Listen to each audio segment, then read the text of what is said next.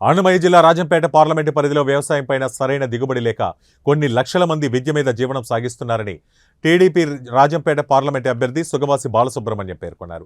ఈ సందర్భంగా రాయచోటి పట్టణంలో ఏర్పాటు చేసిన సమావేశంలో ఆయన మాట్లాడుతూ ఫిబ్రవరి, మార్చిలలో జరగబోయే జాబులకు సంబంధించి నిరుద్యోగ ఉద్యోగులకు టీడీపీ ఆధ్వర్యంలో సోషల్ మీడియా ద్వారా మెంటల్ ఎబిలిటీ స్టడీ మెటీరియల్ను ప్రతిరోజు 30 ప్రశ్నలను అందుబాటులో ఉంచబోతున్నామన్నారు. తెలుగుదేశం పార్టీ బడుగు బలహీన వర్గాలకు, నిరుద్యోగ యువతి యువకులకు ఎప్పుడు ప్రాధాన్యత ఇస్తుందన్నారు.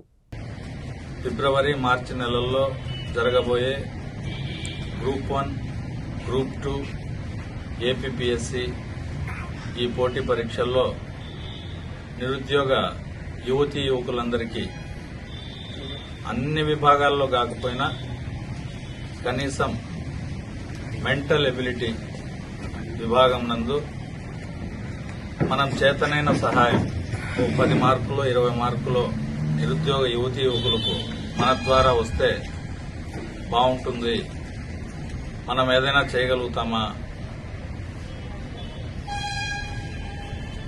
స్టడీ మెటీరియల్ కొనడానికి డబ్బు లేక ఇబ్బందులు పడే పేద నిరుద్యోగ యువతీ యువకులకు మనం ఏదైనా సహాయం చేసినట్టు ఉంటుందా అనే ఆలోచనతో, ఉంటుందని సహాయం చేద్దామనే ఆలోచనతో ఈ కార్యక్రమం చేపట్టడం జరిగింది.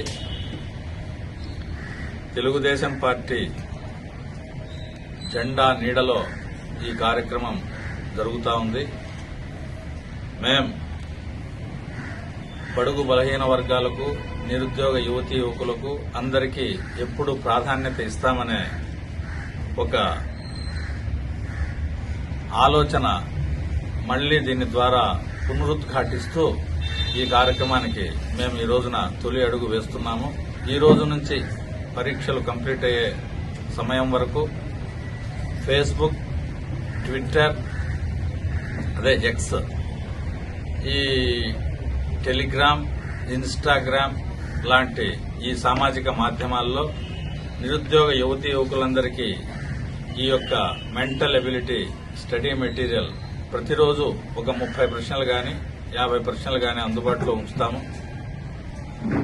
ఈ రోజు వచ్చినవి రేపు రిపీట్ చేయకుండా 50 రోజుల పాటు కంటిన్యూస్ గా రకరకాల మెంటల్ ఎబిలిటీ 20-30 మార్కులకు నిరుద్యోగ యువతీ యువకులకు రాబోయే ఈ పరీక్షల కాలంలో అందుబాటులో ఉంచేందుకు, వారికి చేయూతను అందించేందుకు నేను మీ సుగవాసి బాలసుబ్రహ్మణ్యం రాజంపేట పార్లమెంటరీ నియోజకవర్గ తెలుగుదేశం పార్టీ అభ్యర్థిగా టికెట్ను ఆశిస్తున్నాను.